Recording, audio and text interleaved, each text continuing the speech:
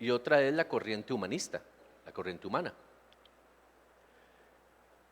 El principio bíblico es muy claro, pero muchos cristianos no lo conocen porque tanto ha entrado el humanismo dentro de este tema y lo ha manejado y lo ha permeado tanto que se vuelve bastante difícil para el cristiano promedio encontrar un punto medio.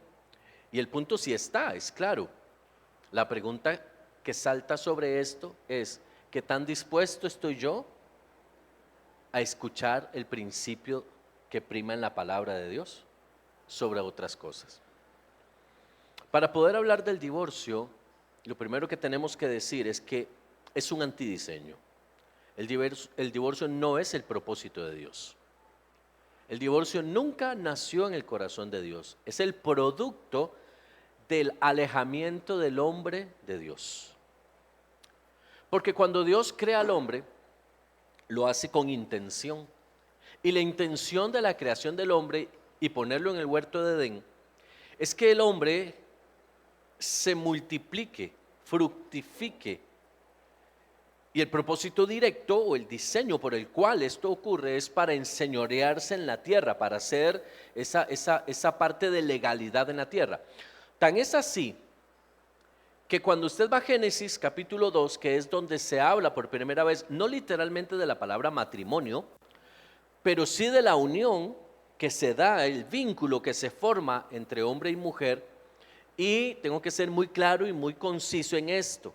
La doctrina, la palabra de Dios no establece una unión entre personas del mismo sexo, es entre hombre y mujer, punto. Aquí no aplica ningún tipo de color, ningún tipo de ideología, es hombre y mujer y se acabó la historia. Hoy usted encuentra matrimonios de lo que sea con lo que sea. Hay hombres que se casan con muñecos, hay personas que se casan con árboles, hay personas que se casan con un carro. Yo vi un documental, un hombre enamorado de su carro. O sea, hay desviaciones, aberraciones, cosas muy fuertes. Y el problema es que si la iglesia no entiende el principio, todas estas corrientes son válidas, se vuelven válidas. Entonces, tanto el matrimonio en una forma incorrecta como el divorcio se vuelven válidos cuando no entendemos el principio. Ahora, para poder entender el principio que prima en el divorcio, necesitamos hablar primero del matrimonio, para poder entender entonces cuál es la razón de ser de esto. Vaya por favor a Génesis 2, capítulo 2, versos 21 al 24. Quiero leerlo en la Reina Valera 60. Dice: entonces Jehová Dios hizo caer sueño profundo sobre Adán, y mientras éste dormía, tomó una de sus costillas y cerró la carne en su lugar. Y de la costilla que Jehová tomó del hombre, hizo una mujer y la trajo al hombre. ¿Qué hizo Dios de la costilla? Una mujer. ¿Ok? Dijo entonces Adán: esto es ahora hueso de mis huesos y carne de mi carne. Esta será llamada varona porque del varón fue tomada. Por tanto dejará el hombre a su padre y a su madre y se unirá a su mujer y serán una sola carne. El principio del matrimonio no es que dos personas se pongan de acuerdo para casarse y vivir juntos, porque para vivir juntos no se ocupa estar casado. El principio del matrimonio es establecer el diseño de Dios en la tierra bajo un principio llamado la unidad de la pluralidad. ¿Qué significa esto? Usted y yo entendemos el misterio de la Trinidad. Tenemos un Dios que es trino, pero que a la vez es uno solo. Tenemos Dios Padre, Dios Hijo, Dios Espíritu Santo. Creemos en esta manifestación de Dios, pero también entendemos que solamente hay un Dios verdadero. No es que son tres dioses en uno, es un Dios en tres distintas partes. ¿Sí? Lo de la Trinidad es un tema que podemos tocar después. Pero bajo este principio, cuando Dios habla y se dice a sí mismo: hagamos al hombre a nuestra imagen y semejanza, está hablando de una pluralidad dentro de una unidad. Es decir, este Dios conformado por Padre, Hijo y Espíritu Santo, ahora es el diseño bajo el cual es hecho el hombre, es formado el hombre. Entonces, cuando Adán lanza su primer palabra, por lo menos escrituralmente, la primer palabra de legislación que Adán envía o libera en la tierra es: dejará el hombre a su padre y a su madre, se unirá a su mujer y serán una sola carne. Varias cosas son importantes en esto. La primera es, Adán tiene claro lo que significa dejar de ser dos para ser uno, porque conoce a Dios. Y entiende cómo Dios es tres en uno. Y entiende cómo ese diseño aplica para su vida. En el momento en que Dios le pone de frente a su esposa, a su mujer, Él dice: esta proviene de mí, es parte de mí, y aunque es diferente a mí, somos uno. El matrimonio es una pluralidad. Son dos personas que por decisión y por diseño, a través del vínculo del matrimonio, se vuelven una. Eso no pasa con las amistades, eso no pasa con los amigos, eso no pasa con la gente del trabajo. Eso es un principio estricto para el matrimonio. Y a partir de ahí se comienza entonces a extender el propósito y el diseño de Dios para la humanidad en la tierra. Entonces entendemos que el matrimonio nos habla de la esencia misma de quién es Dios, y Adán lo sabe bien. Estas palabras que Adán suelta o que Adán dice son el fundamento, la base sobre la cual se construye el matrimonio, y es la base que, si se quita, provoca precisamente el divorcio. Si no entendemos las palabras de Adán, no vamos a entender el principio del matrimonio y lo vamos a tener como algo liviano, como algo emocional, que sí, el matrimonio tiene una muy importante parte de actividad emocional, pero no es la base, no es el fundamento. Todo lo que se basa en emociones es efímero, va a ser cambiante y va a depender de los estados de ánimo de las personas. Es decir, si hoy me siento bien, lo voy a hacer; si no me siento bien, lo dejo a un lado. El matrimonio, al igual que otras cosas en la vida, no puede depender de factores emotivos o emocionales, sino que debe haber principios más altos, principios más claros que este, para poder fundamentarse y para poder continuar a través de las edades, a través de los siglos. Adán habla de algo que es un misterio, y es: dejará el hombre a su padre y a su madre, se unirá a su mujer y serán una sola carne. Cuando Adán habla de una sola carne, esto humanamente es imposible, porque son dos cuerpos distintos. Y no hay forma de ser una sola carne siendo dos cuerpos diferentes. Las leyes de la física, las leyes de la materia lo impiden. Dice una de las leyes de la física que si un cuerpo ocupa el lugar de otro, se vuelve entonces ese cuerpo. Yo no sé si usted ha escuchado eso en algún momento. No hay forma de que dos cuerpos puedan ocupar al mismo tiempo un mismo espacio. No lo digo yo, lo dice la ciencia. Un mismo cuerpo, dos cuerpos diferentes no pueden ocupar el mismo espacio, porque es materialmente imposible, ¿sí? Ahora bien, cuando estamos hablando de esto, no hablamos de cuerpos físicos, estamos hablando de espíritu, estamos hablando del alma. Estamos hablando de dos personas que deciden unirse en un vínculo que va más allá de lo físico, que trasciende a lo espiritual y a lo emotivo, para convertirse en una sola persona. Ligan su pensamiento, ligan sus emociones, ligan sus sueños, ligan sus convicciones, de manera que se vuelven uno y caminan como si fuera uno, hablan como si fuera uno, avanzan como si fuera uno. Ese es el principio del matrimonio. Dos personas muy diferentes que logran compenetrarse de tal forma que pareciera que son la misma persona. No sé si a usted le ha pasado conocer personas que tienen muchos años de casada y comienzan a compartir gestos, comienzan a compartir ideas, terminan hablando parecido, terminan haciendo las mismas gesticulaciones y demás cosas, y uno dice: ya está, ya lo convirtió. Hay un principio en el Nuevo Testamento que es similar a esto, y es cuando Cristo nos enseña que debemos ser uno con Él. Estando nosotros en Cristo, es el mismo principio, inmersos en Cristo. Cristo se vuelve el todo dentro del cual nosotros estamos. Es este mismo principio que está establecido acá. Ahora bien, algo también importante es que hay un concepto que la gente no mira dentro de estas palabras de Adán. Vamos a ver, antes de que Adán conociera a su esposa, ¿con quién vivía Adán? Hago la pregunta. Antes de que Eva estuviera, ¿con quién vivía Adán? Con los animales, ¿verdad? La naturaleza. Vivía, no tenía otro ser humano. Por eso el Señor dice que necesita hacer ayuda idónea porque no la encontró. Estaba solo. Ahora bien, note esto. Adán estaba rodeado de animales, estaba rodeado de cosas, pero dice Dios, no es bueno que el hombre esté solo. La compañía de un hombre o de una mujer no es la naturaleza, es una ayuda idónea.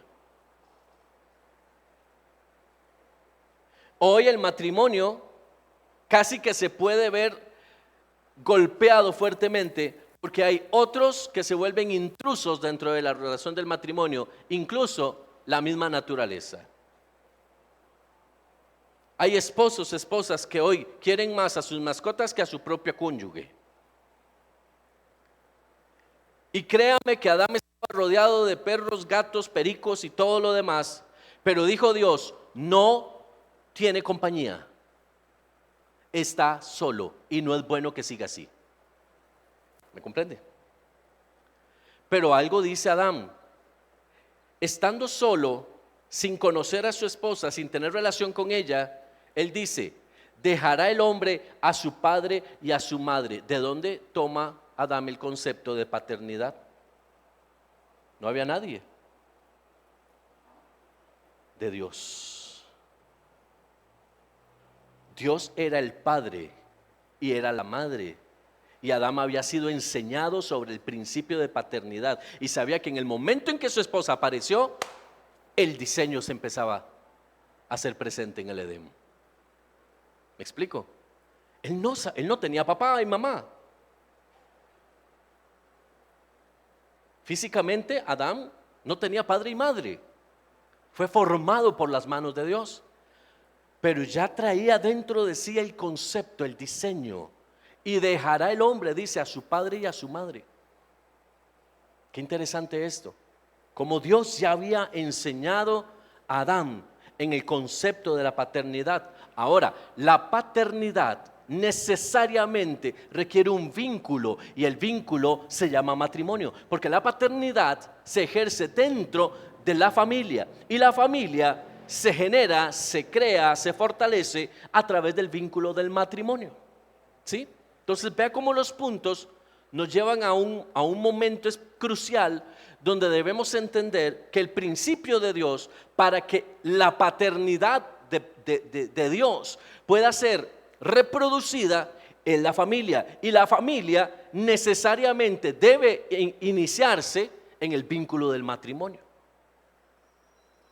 Y Adán lo circunscribe ahí y lo encierra ahí y dice, dejará el hombre a su padre y a su madre. Ahora bien, vamos a analizar esto porque es sumamente importante que entendamos por qué Adán habla de esta forma. Son tres palabras o tres frases que Adán usa que se vuelven el principio fundamental de la relación matrimonial. El incumplimiento de estas frases trae consigo el divorcio. La primera de estas es dejará. Adán dice, dejará el hombre a su padre y a su madre. Cuando hablamos de dejar, encontramos el significado de esta palabra como soltar algo, retirarse o apartarse de algo o alguien. Eso es lo que significa dejar. Apartarse de. Y Adán está diciendo que para que funcione el principio de la familia, se debe soltar a padre y madre, retirarse de padre y madre, apartarse de padre y madre. ¿Me sigue acá?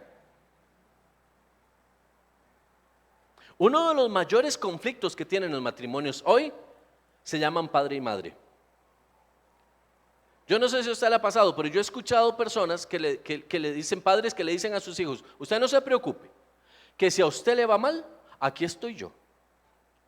Usted tiene casa, siempre tendrá un campito aquí. Aunque sea en el rincón, lo metemos. No sé si a usted le ha pasado eso, si ha escuchado eso en algún momento.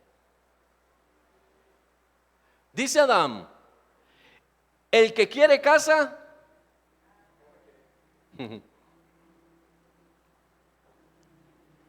el que quiere unirse en matrimonio tiene que soltar algo.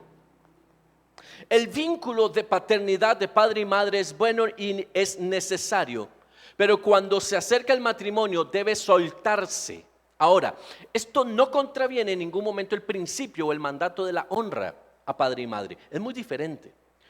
Padre y madre siempre serán, siempre estarán ahí y siempre deberán ser honrados. Pero cuando cuando aparece el matrimonio, padre y madre sí o sí quedan a un lado. Padre y madre sí o sí quedan a un lado. ¿Por qué? Porque se está levantando una nueva familia, se está levantando un nuevo hogar. Dos personas que no se conocen han decidido unirse y emprender un viaje, una aventura juntos, y padre y madre vinculados estorban. Porque papá quiere que las cosas se hagan como él dice, porque mamá quiere estar siempre presente.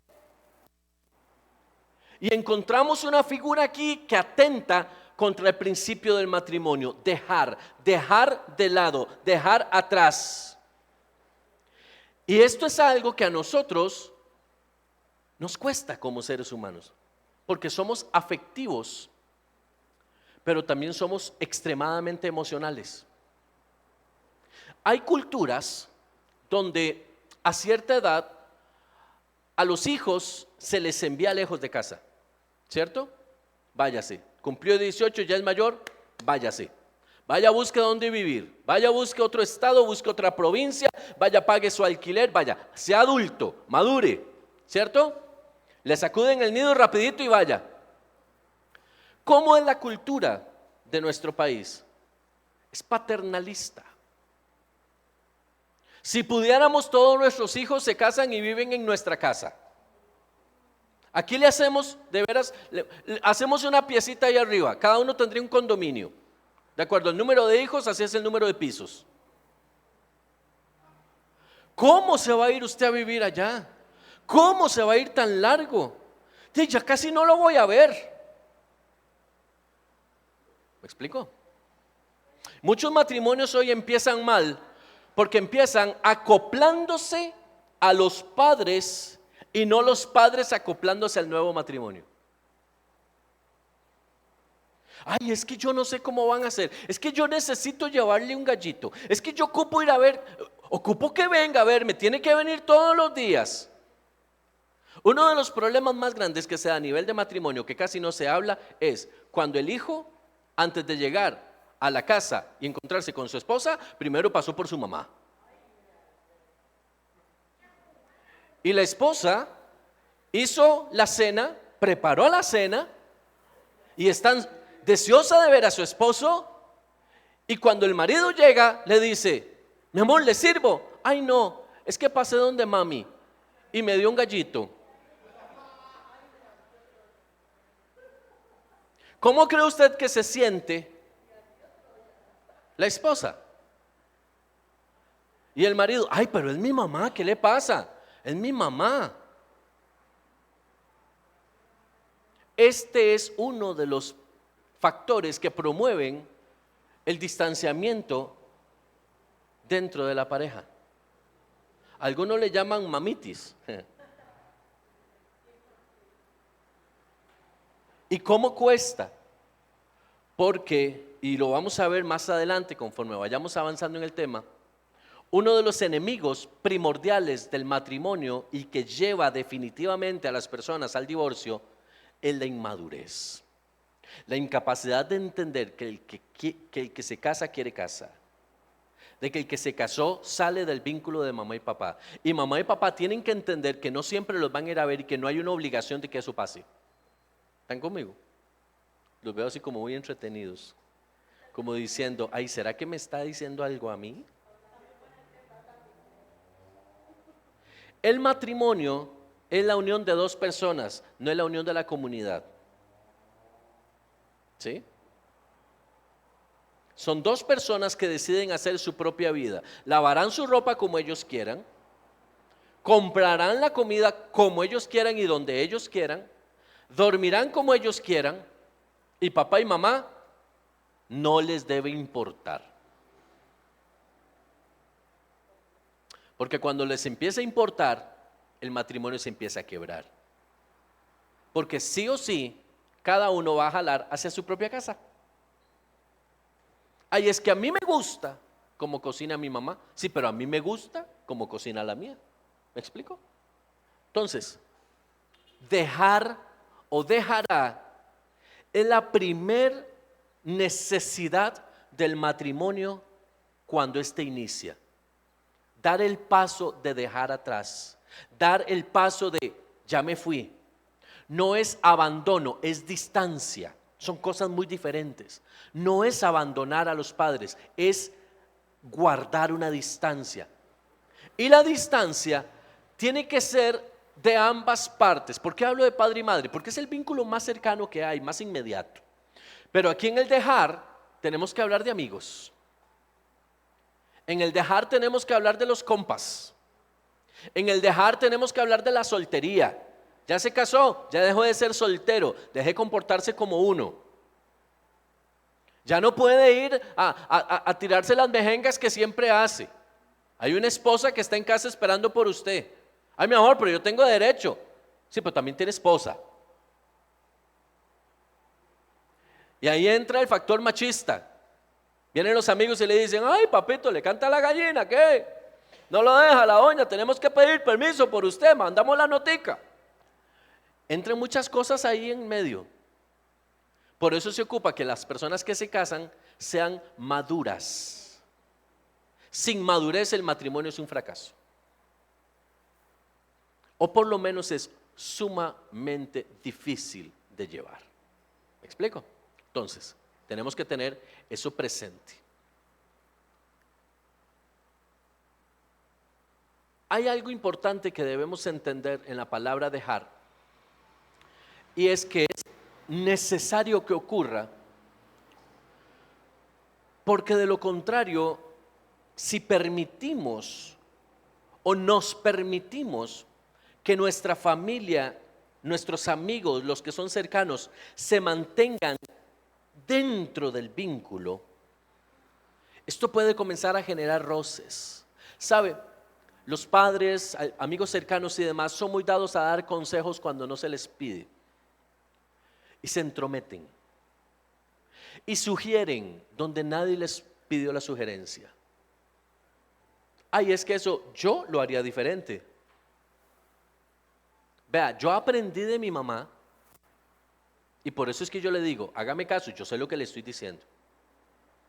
Mire, si usted pone el cuadro y le quedó torcido, y a usted le gusta verlo torcido, su papá no tiene por qué llegar a cambiarle el cuadro de lugar. A usted le gusta el cuadro torcido, ¿me voy a entender?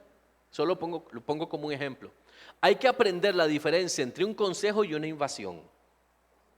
Y los padres muchas veces invaden el matrimonio. Por eso dice Adán, dichosos los que no tuvieron suegra. No, no dije eso. Dice Adán, dejará a padre y madre, porque está emprendiendo un nuevo reto y necesita espacio y necesita compenetrarse con otra persona. Y papá y mamá siempre estarán ahí para dar un consejo sabio, para un aporte, para sostenerlos en un momento de dificultad, para compartir los buenos momentos, pero a la distancia. Tienen que estar a la distancia, sí o sí, porque si no los padres se vuelven el lazo que hace que el matrimonio se vea comprometido. Cuesta mucho encontrar una relación sana entre un una nuera y una suegra. Porque la suegra normalmente ve a la nuera, normalmente digo, no en todos los casos, pero un porcentaje importante, como aquella mujer que se atrevió a tomar a su hijo y quitarlo de su lado. Esa araña peluda, esa tarántula. No, el problema es que sí era la que pensaba. ¿Me explico? Entonces, ¿qué ocurre acá?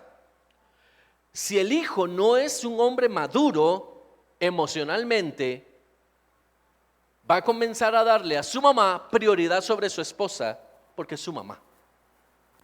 Y la nuera sí se va a convertir en la tarántula que tanto temía la suegra. Y van a comenzar los pleitos. Usted va a escuchar, ay, es que su mamá, qué pereza, viene su mamá. Siempre es lo mismo, siempre viene a lo mismo. Que es que usted no tiene ropa, que siempre tiene que pedir, ¿cómo se llama? Siempre tiene que estarle trayendo ropa a usted. Que es que usted no tiene mujer aquí, que siempre viene a lavarle la ropa a usted. Que es que, ¿me explico? ¿Se da cuenta? Hay problemas, hay situaciones, hay crisis que se pueden evitar con distancia. Entonces, dejar significa hacer a un lado lo que tiene que quedarse a un lado para poder avanzar. Cuando hablamos de este dejar, nos encontramos con el niño emocional. En muchos casos pasa desapercibido, pero el niño emocional es la inmadurez manifiesta. Quiero ser claro con esto. No existe una edad para casarse. Por supuesto que hablamos de una mayoría de edad en adelante. Pero no existe una edad. No podemos decir que es que una pareja a los 19 años no está lista para casarse y que una pareja a los 40 entonces sí. No podemos definir eso, porque la edad emocional no es lo mismo que la edad natural o física. Pero sí entendemos que hoy, particularmente hoy, tenemos una crisis con nuestros jóvenes en temas de madurez. Cumplen 20, cumplen 25, 30 años y siguen siendo niños al cuidado de sus padres. No tienen sueños, no tienen retos, están demasiado cómodos en el hogar de papá y mamá. Tienen su vida resuelta ahí, no necesitan preocuparse por nada más. No tienen un plan a futuro. Tienen un novio, una novia y son 10 años, 15 años, 20 años de novios. Eso es aberrante. Eso no tiene absolutamente ningún sentido. Y los padres lo permiten con tal de que su hijo o su hija permanezcan en casa. Hay un momento en donde a los hijos hay que llamarlos y confrontarlos y decirle, ¿usted qué va a hacer con su vida? ¿Usted piensa quedarse aquí toda la vida? Ahora, no estoy diciendo que hay que obligarlos a casarse. Hay que obligarlos a tomar decisiones. Hay que saber qué, porque puede ser que el hijo diga, es que no me interesa casarme, yo quiero quedarme soltero siempre. Ok, está bien, no hay problema. ¿Me explico? Pero, ¿será que está demasiado inmaduro y se siente demasiado seguro en casa? Y a mí, emocionalmente, ¿me sirve que él esté en mi casa siempre? Ahí podríamos hablar de un problema emocional de los padres que afecta a los hijos. Lo sano es, a cierta edad, que dicha ya tienes esta profesión, tienes esta otra y tienes esta otra. ¿Dónde quieres que te vaya a ver en esta Navidad? Me gustaría montones irte a visitar. Mami, pero si yo estoy aquí en el cuarto, no, entiéndame.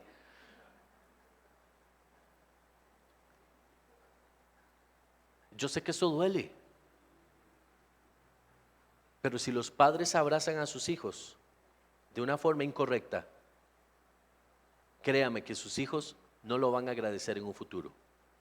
Los van a culpar por no permitirles crecer, por no permitirles madurar. No van a decir, ay, mi papá y mi mamá tanto que me quisieron. Van a decir, por su culpa yo nunca pude realizarme en la vida. Eso es lo que pasa en muchos casos. Hay que tener eso muy presente. Entonces, el niño emocional es el niño inmaduro, el hombre, la mujer inmaduros, que se casan bajo los términos del romanticismo, del emocionalismo. Vamos a ver, cuando una persona decide casarse, lo primero que encuentra es el amor romántico. Estamos clarísimos en eso. Me gusta su cuerpo, me gusta cómo habla, me gusta cómo viste, me gusta esto, lo otro. El ideal de mi vida es esta persona. Y dice, yo me quiero casar con esta persona. ¿La conoce? No, absolutamente no. No sabe cómo duerme, no sabe cómo se levanta, no sabe cómo reacciona cuando se enoja, cómo reacciona cuando tiene hambre, no sabe cómo reacciona cuando le dicen que no. Cuando alguien se le planta de frente y le dice, yo no quiero eso. Cuando se empiezan a dar estos pequeños confrontaciones, el enamoramiento empieza a disiparse, se empieza a diluir y comienza a brotar la realidad de la persona, que no es buena ni es mala, es simplemente la persona.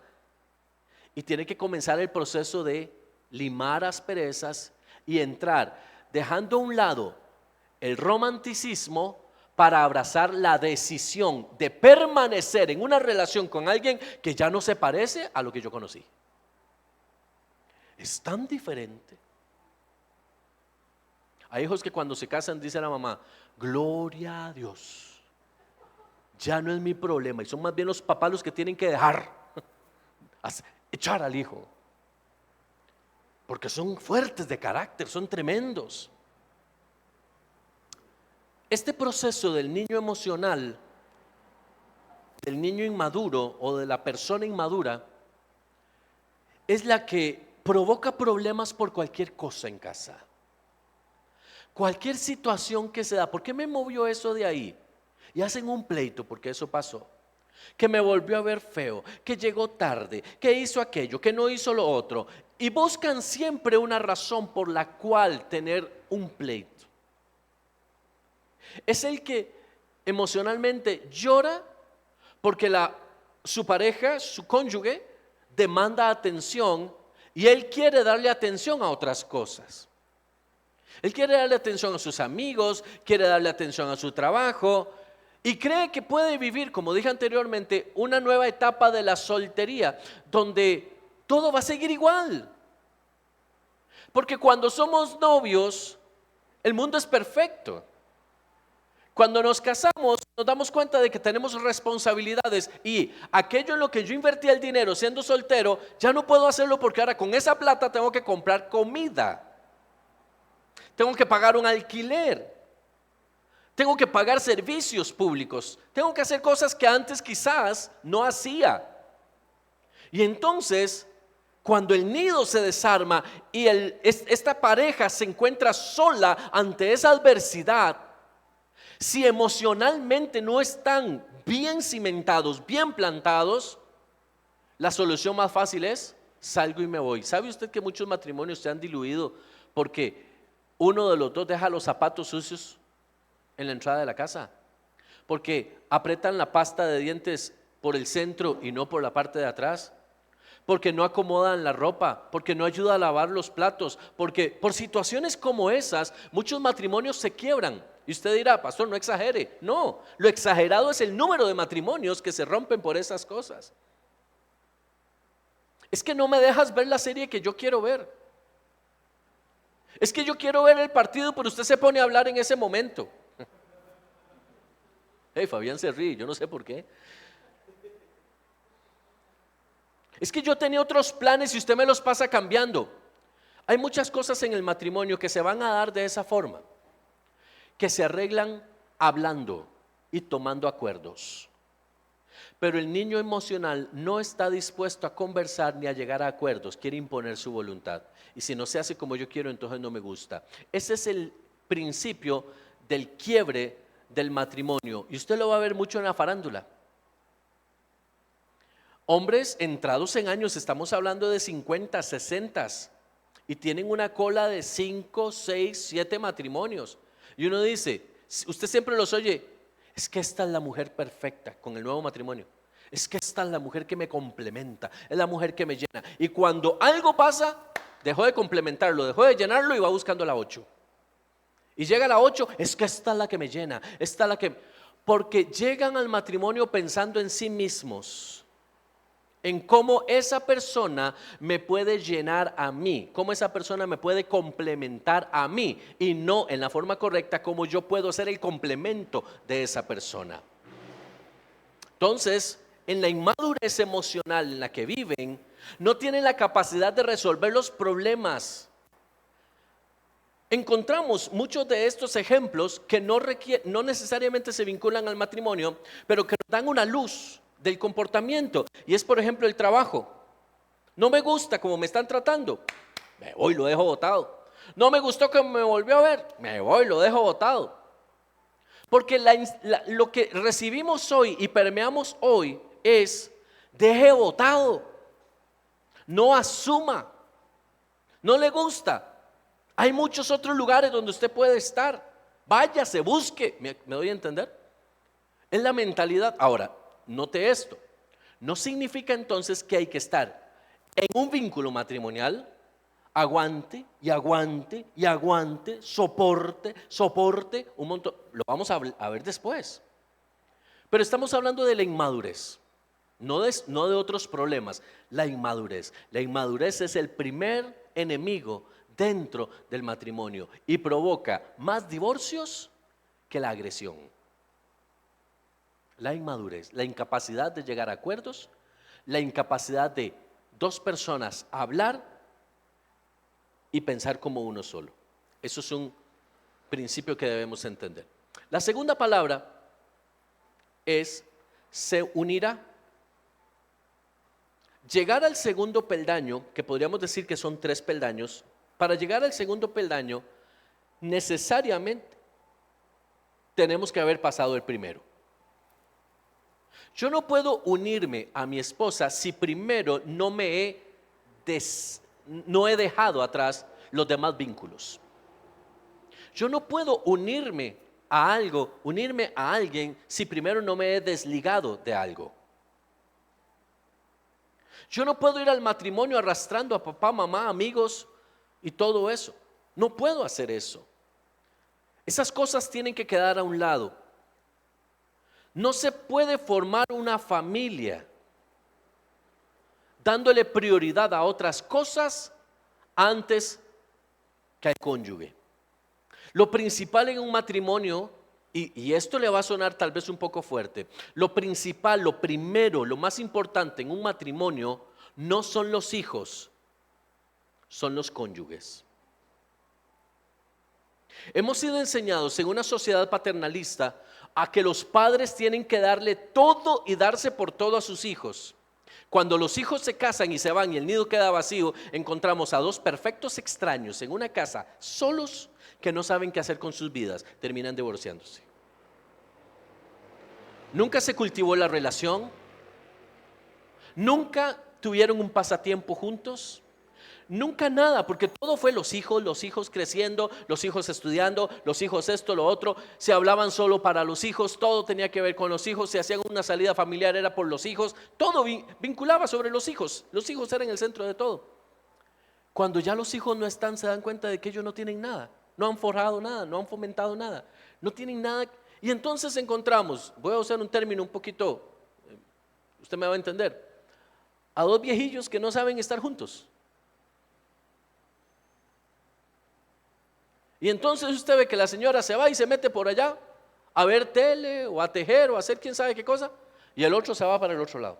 Pero usted nunca los ve juntos. No salen juntos, no disfrutan juntos.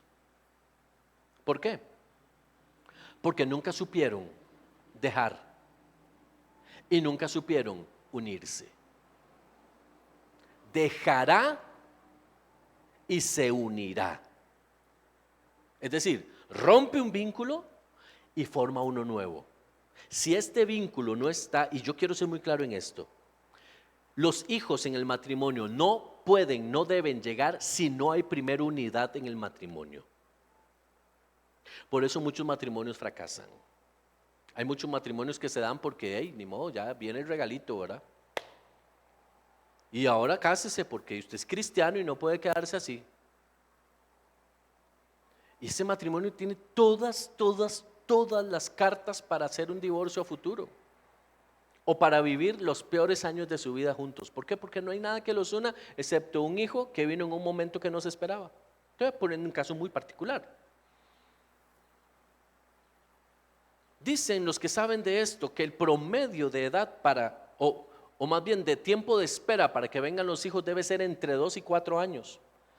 Porque en ese tiempo la pareja hace que deja el enamoramiento, el romanticismo y comienza a encontrarse con el verdadero amor. Cuando los hijos vienen a casa, la pareja está sólida, la pareja está estable. Y cuando los hijos entran a casa encuentran padres maduros, esposos maduros, capaces de mantener su relación y a sus hijos. Hoy la gente se casa de una vez chiquito. Y entonces, la pareja vive por los hijos. Ya no hay intimidad, ya no hay esas salidas, ya no hay, porque todo tiene que ser con los hijos. Ya el carro no puede ser de 2, tiene que ser ahora de 4, por las sillas que van atrás. Y si son muchos, entonces una microbús. ¿Me explico?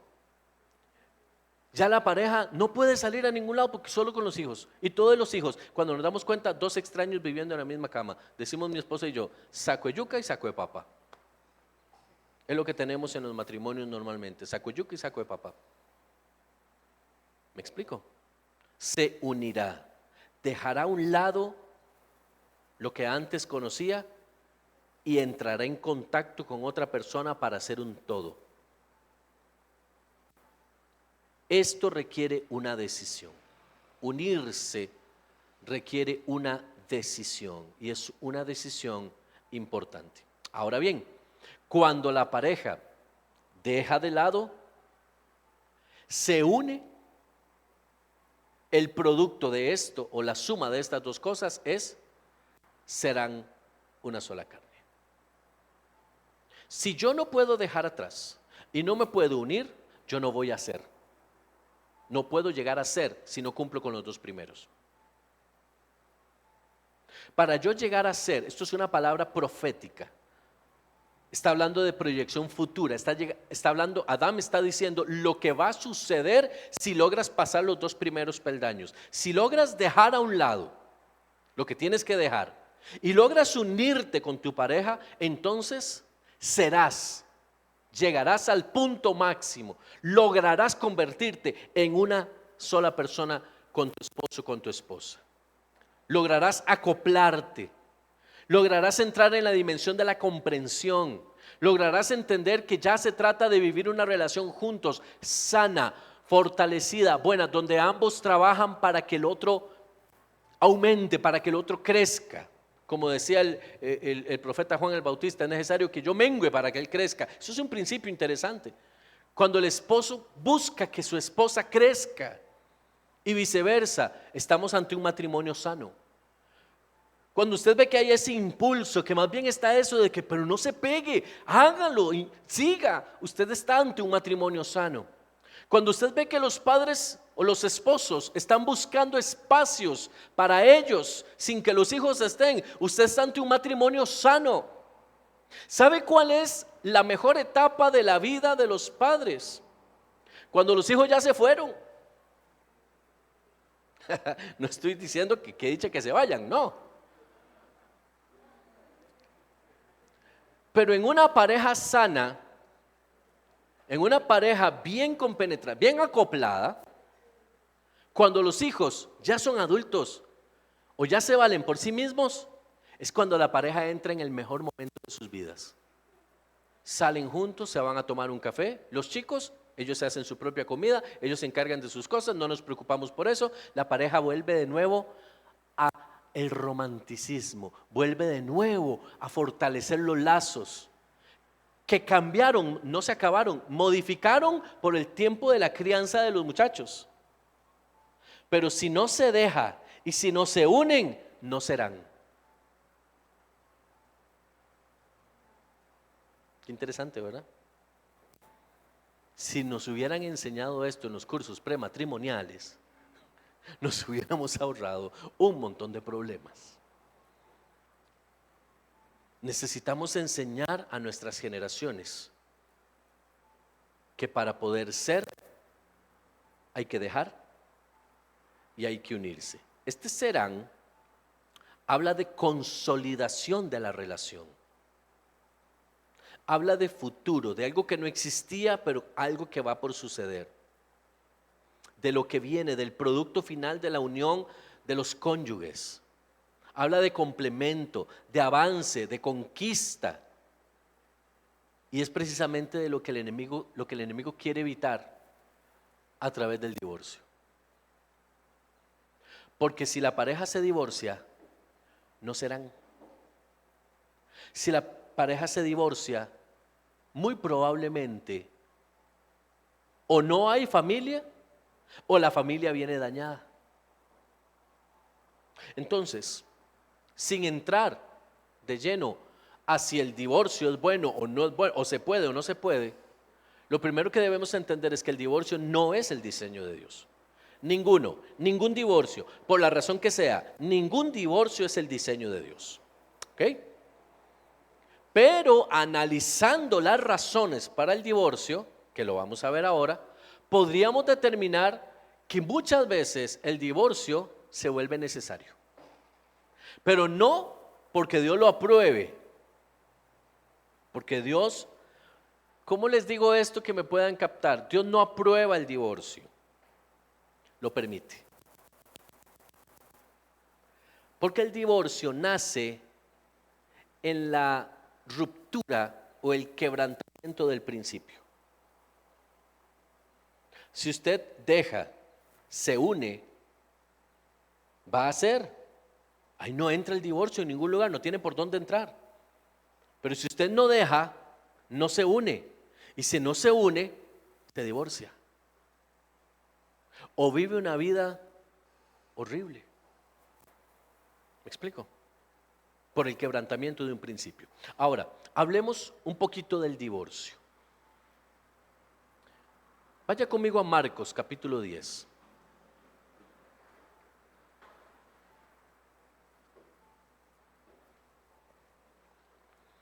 Versos 2 al 12.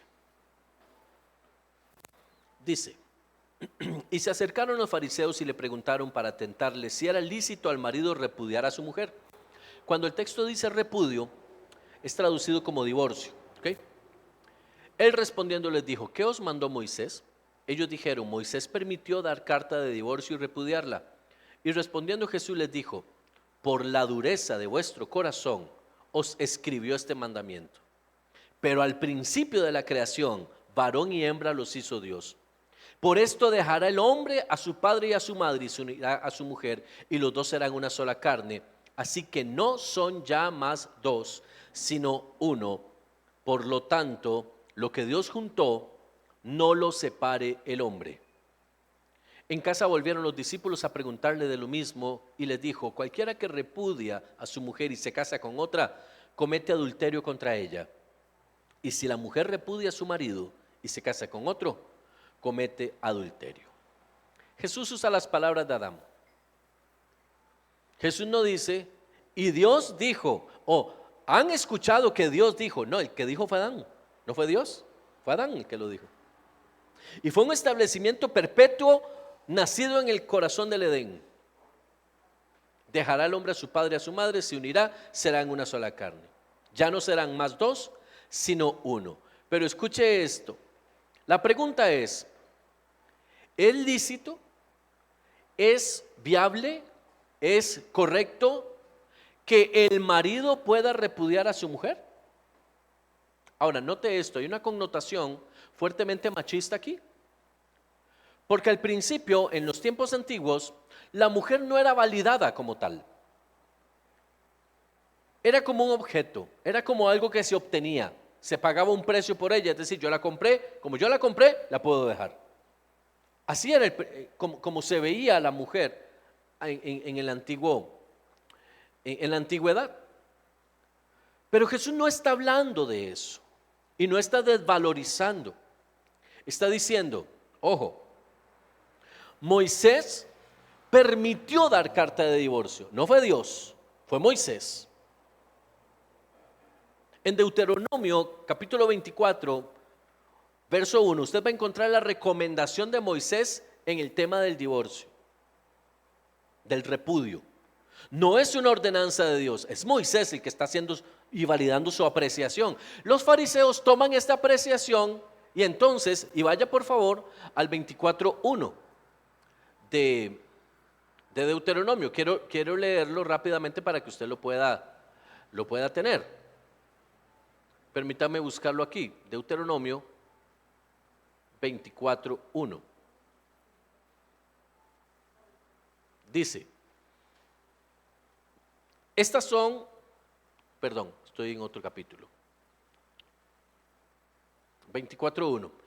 Cuando alguno tomare mujer y se casare con ella, si no le agradare por haber hallado en ella alguna cosa indecente, le escribirá carta de divorcio y se la entregará en su mano y la despedirá de su casa. Y salida de su casa podrá ir y casarse con otro hombre.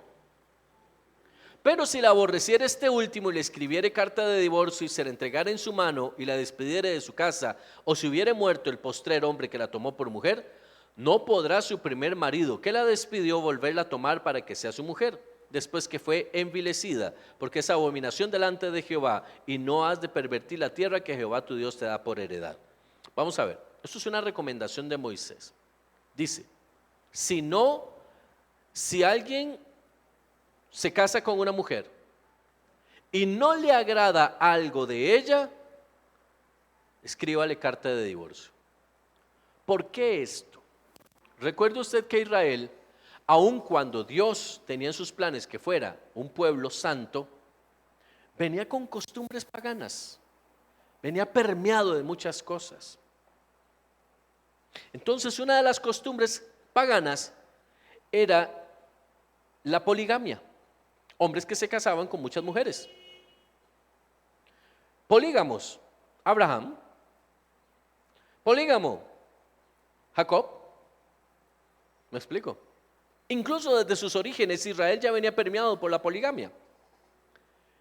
Ante este desorden, Moisés tiene que hacer algo, y es una institución legal que él establece, y dice, si alguien se casa con una mujer y por alguna razón no le parece que la mujer está bien, dele carta de divorcio.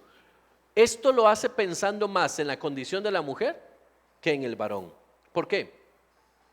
¿Recuerda usted cuando Jacob se casa con Lea pensando que era Rebeca? Raquel. ¿Recuerda usted ese pasaje? Él trabaja 7 años por Raquel y lo engaña. Y le entregan como esposa a Lea porque es la mayor, dice, ¿verdad? Y entonces él dice, es que a esta yo no la quiero. Lea nunca fue querida, nunca fue amada. Le dio hijos, pero siempre fue la segunda, siempre fue la otra. Fue irrelevante. Ante situaciones como esta que eran cotidianas en Israel, Moisés levanta la mano y dice, vamos a darle valor a la mujer. Muchas discusiones se dan sobre este tema. ¿A qué se refiere si la mujer hace algo indecente o es hallada alguna cosa indecente en ella? Y algunos lo atañen a situaciones que tienen que ver con asuntos de intimidad, con asuntos de sexualidad, pero otros van un poco más allá. Y cuando los fariseos le preguntan a Jesús sobre esto, a lo que se refieren es a la costumbre de esos días, donde si por ejemplo a un hombre no le gustaba como su mujer hacía los espaguetis, tenía todo el derecho por la ley de Moisés a darle el repudio. Entonces, no me gusta cómo tiende la cama esta señora, no me gusta, se lo he dicho, pero es que no me hace caso, entonces la cambio, le doy el repudio y me busco otra. Es que no me gusta como cuenta los frijoles, le doy la carta, que se vaya. ¿Por qué? Porque si no apareciera Desde la antigüedad, la carta de divorcio, la mujer sería maltratada, sería omitida, sería anulada. El marido se buscaría a otra mujer y la otra se volvería la esclava. La primera esposa se volvería como la esclava. Se le daría el último lugar en la mesa, dormiría en el último espacio disponible, sería testigo de los amoríos de su esposo. ¿Se imagina el sufrimiento? Por eso Moisés levanta la mano y Jesús dice: por la terquedad de ustedes es que Moisés hizo esto. Pero no es, sépanlo, no es el principio de Dios. Dios no lo ordenó, fue porque ustedes son tercos. Entonces, cuando hablamos de carta de repudio, Jesús lo lleva a un punto donde quita la liviandad, la cultura, la costumbre de divorciarse por cualquier cosa. Le quita a los hombres la oportunidad de divorciarse porque es que mi esposa solo de rojo se viste, solo de azul, solo de amarillo. Y lo establece bajo un principio: adulterio y fornicación. Es la razón válida y viable, escritural, por la cual el divorcio se puede dar, es decir, infidelidad. Ahora, no dice que si eso pasa, el matrimonio hay que disolverlo. Es la decisión. Se puede disolver porque hay una razón. Se puede disolver, pero no es antojadizamente. No es porque simplemente se me ocurrió que es que me encontré una chiquilla más bonita y entonces, yo vuelvo a ver a la doña y, no, ya no me gusta, mejor voy con la otra. No es así, pero así pasaba. Porque ellos no se basaban en la ley de Dios, se basaban en la ley de Moisés. ¿Me explico? Por eso es el peso que usted encuentra en el fariseo sobre la ley de Moisés. Jesús no dijo: han escuchado en la ley de Dios, dice en la ley de Moisés. Había una ley paralela a la ley de Dios.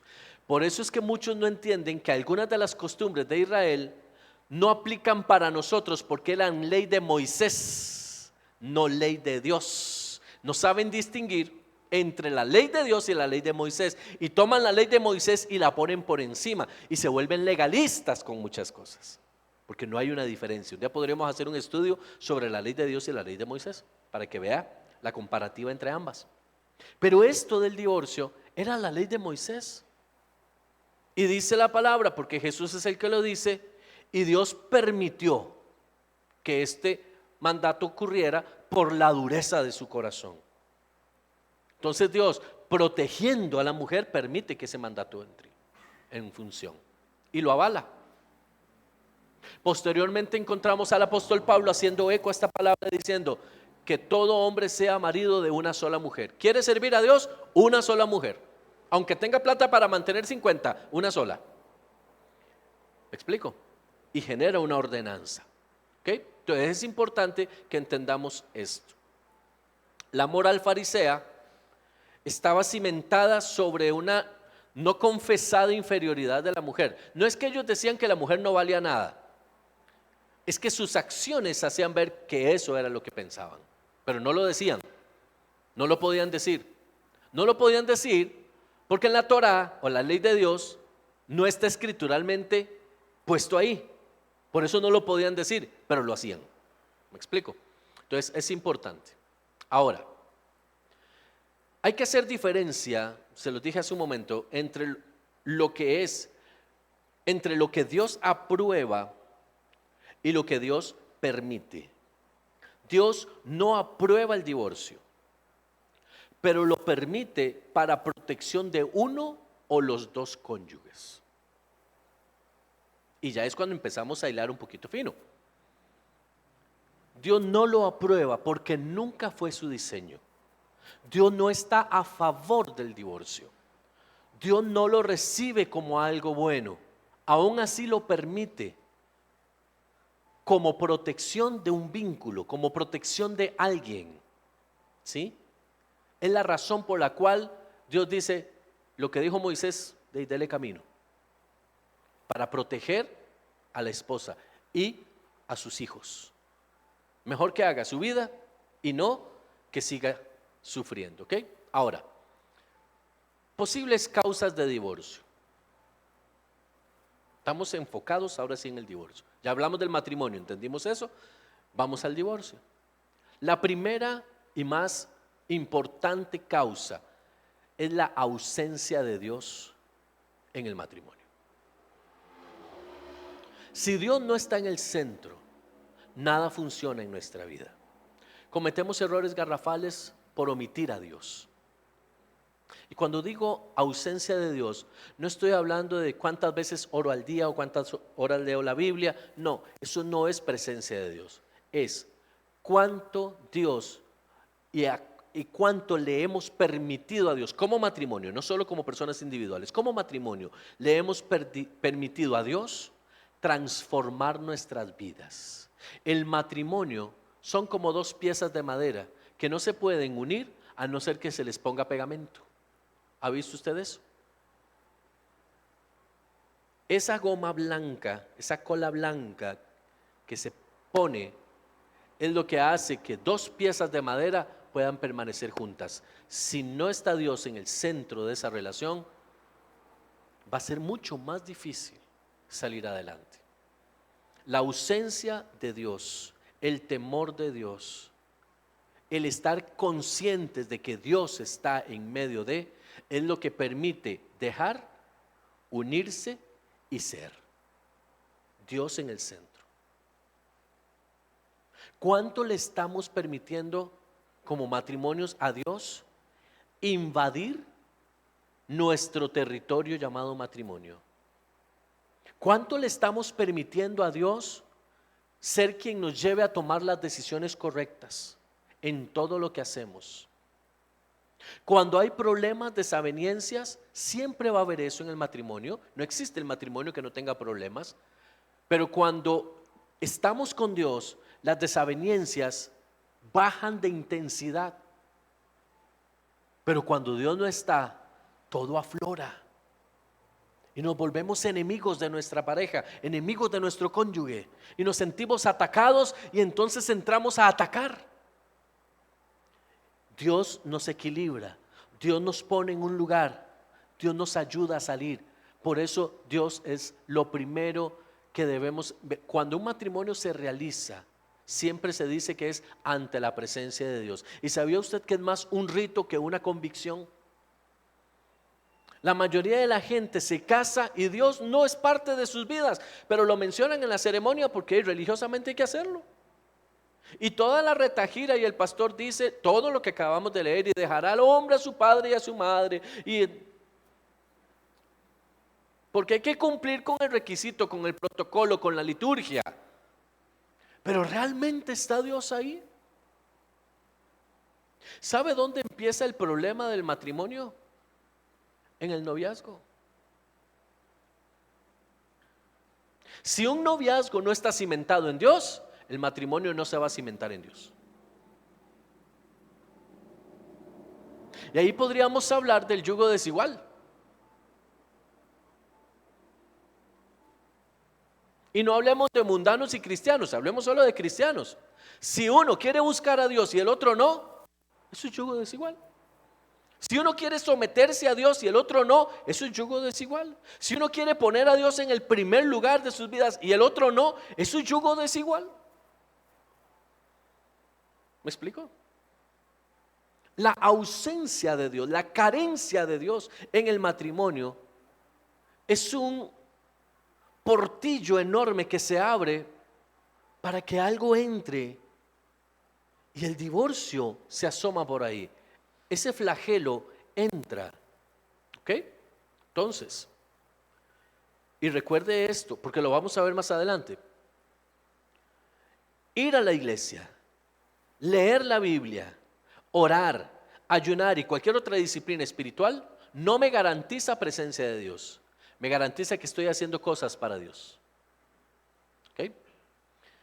Esto nos lleva al segundo punto, la vida de iglesia. ¿Sabía usted que la vida de iglesia puede volverse un factor que promueva el divorcio? Usted me dirá, pastor, pero la vida de iglesia, ¿cómo ir a la iglesia? Si más bien ir a la iglesia me ayuda para que... No sé si usted conoce casos de pastores que se han divorciado, líderes que se han divorciado. Y usted dirá, pero, a ver, ok, líderes, bajemos el tono. Líderes, no, hablemos de pastores. Se supone que pasan orando. Se supone que pasan ayunando. Se supone que pasan metidos en la presencia. ¿Cómo se divorciaron? Porque terminaban casados con su trabajo. La familia estaba en un segundo plano. Eso es algo que la gente de iglesia debe entender. Un pastor casado, la iglesia es segunda. Lo primero es su esposa, su familia. Dios, esposa, familia, iglesia. Pero la gente quiere que sea al revés. Si alteramos el orden, todo el edificio se nos cae. Usted no puede poner el techo como fundamento y el piso arriba. En una casa tiene que poner el techo arriba y el piso abajo. La vida de iglesia, si esto no es manejado con cautela, puede ser un motivo de divorcio. ¿Por qué? Vamos a ver. Tanto hombres como mujeres necesitamos atención. Mayor o menor grado, necesitamos atención. Si usted se casó o está por casarse, es porque usted quiere compartir su vida con una persona, no con una cosa. Y usted quiere compartir su vida con su esposo o con su esposa, no con la iglesia. Pero muchas veces el trabajo de iglesia nos inunda de tal manera que no tenemos tiempo para nuestra esposa, no tenemos tiempo para nuestro esposo, no tenemos tiempo para esa vida de familia, para esa vida conyugal. ¿Ah? Sí. Cuando el vínculo está dañado, la iglesia se puede volver la excusa para no estar en casa. Es que estoy haciendo la obra de Dios. Es que Dios me llamó a esto.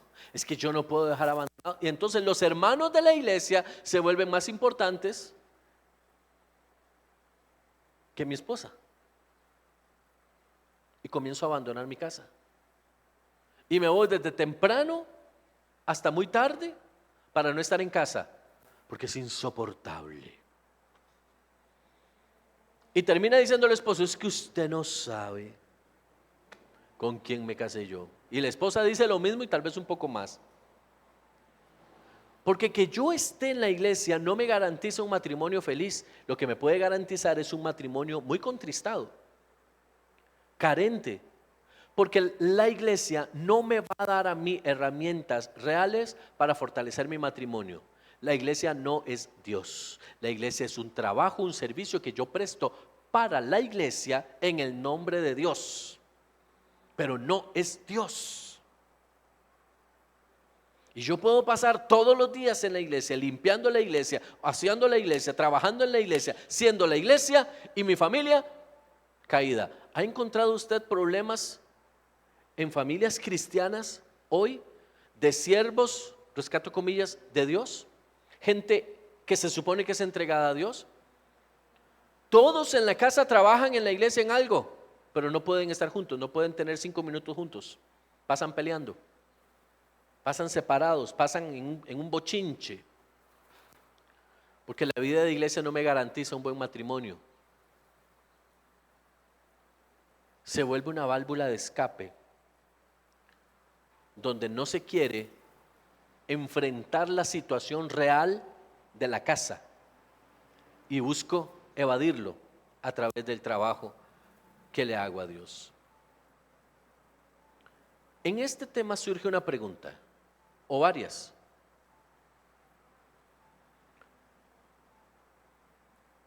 Si nosotros no amamos a nuestra esposa como Cristo ama a la iglesia, ¿cómo entonces estamos haciendo la voluntad de Dios? ¿Podrá estar Dios presente en un ministerio que por servirlo a Él rompe el primer principio ordenado por Dios para el hombre? ¿Podría Dios respaldar el ministerio de un hombre o una mujer de Dios? Llámese como se llame, un apostolado, un pastorado, un ministerio profético. ¿Podría Dios respaldar ese ministerio a sabiendas de que ese ministerio le ha robado el lugar a su casa, a su familia? Porque cuando el pastor está en el altar es el hombre de Dios, pero ¿es el mismo hombre de Dios cuando está en casa? ¿Es el mismo hombre de Dios cuando no está en ese altar? ¿Cómo es la relación entre esos dos pastores? Entre esas dos personas, como cónyuges. ¿Se aman, se respetan, se valoran, se cuidan? ¿O es la mampara que usan solo cuando están en la iglesia? En la iglesia usted los ve y dice, ¿cómo se quieren? Qué lindos que son. No es el primer caso de que la iglesia vive engañada con la figura de sus pastores y de repente salta la liebre. Hermanos, tengo una noticia que darles. A partir de este momento, mi esposa y yo, calabaza, calabaza, cada uno para su casa. Pero ¿cómo? Si son siervos de Dios. Sí, pero es que le trabajaban a Dios, pero Dios no estaba en el centro de su relación. ¿Me doy a entender? ¿Qué le parece hasta aquí el tema? Está fuerte, ¿verdad? Está interesante. De hoy en 8 vamos a hablar sobre terceras personas y otras cosas más. Estamos solo señalando razones por las cuales se da un divorcio o posibles razones. Ausencia de Dios y la iglesia, lo que se hace en la iglesia o el trabajo en la iglesia. De hoy en 8 hablamos sobre terceras personas. Vaya haciendo desde ya su carta de preguntas, porque nos vamos a meter poco a poco en la profundidad de qué es válido y qué no es válido para un divorcio y qué piensa Dios sobre el segundo matrimonio. Y cuando digo segundo puede ser tercero, cuarto, quinto. Hablo de un matrimonio después del primer matrimonio. ¿Qué piensa Dios sobre eso? ¿Ok? Entonces, pídale a Dios que le hable y quiero dejarle esta tarea. Pídale al Espíritu Santo, por favor, y tome esto con mucha seriedad. Pídale al Espíritu Santo que le muestre cómo está su vida matrimonial. ¿Cómo está usted con su esposo? No con sus hijos, con su esposo, con su esposa. No meta a los hijos en esto. Si mete a los hijos en esto, está mal. No hay nada que decir, está mal. ¿Cómo está usted en su relación con su esposo y con su esposa? Y vamos a entrar en temas un poquito fuertes cuando hablemos de razones del divorcio. Pero váyase esta semana y pídale al Espíritu Santo, Señor, ¿cómo estoy? ¿Cómo estamos? Hable con su esposo, le lanzo este reto. Hable con su pareja, con su cónyuge y dígale, ¿cómo estamos? ¿Estamos bien? ¿De verdad estamos bien? ¿Cómo estamos? Y deje que el Señor comience a sanar lo que haya que sanar. Que el Señor comience y permítale a Dios. Duele. Destapar heridas duele. Pero para eso estamos nosotros los pastores de casa. Si el Espíritu Santo le muestra a usted que algo no está bien, búsquenos. Sentémonos, hablemos, permítanos ayudarle. Porque la razón de estar acá, la razón de ser, es ser ejemplo de un buen matrimonio para ustedes, no fingido, sino real, y poderle ayudar a usted para tener un matrimonio en las mejores condiciones posibles. Pensando en el futuro, ya los que estamos acá ya estamos maduros y nuestros hijos están creciendo mucho más rápido de lo que nosotros pensamos. Y en cualquier momento se van, por estudio, por trabajo o porque decidieron casarse. No los vamos a poder retener. ¿Qué vas a hacer tú cuando el nido quede vacío? Espero que no pienses en divorciarte. Todavía estamos a tiempo para restaurar la relación. Amén. Oremos. Padre amado, gracias, porque tu palabra siempre es fiel. Y tú nos hablas de cosas realmente importantes y valoramos lo que tú nos enseñas a través de tu palabra. Ayúdanos a que en estos días, a través del Espíritu Santo, podamos entender cómo está la relación de nuestro matrimonio. Y si en algún momento estuviera por ahí el flagelo del divorcio activo, a través de un pensamiento provocado por una decepción, provocado por un distanciamiento, ayúdanos a mirarlo a tiempo, Señor, y pedir consejo, pedir ayuda para poder restaurar nuestro matrimonio según el principio de tu palabra. Guárdanos, Señor, en esta semana, guarda lo que emprendemos en estos días y que todo sea para bendición de nuestras casas y para poder preservar y promover el reino de los cielos en este lugar, en el nombre de Jesús. Amén y amén.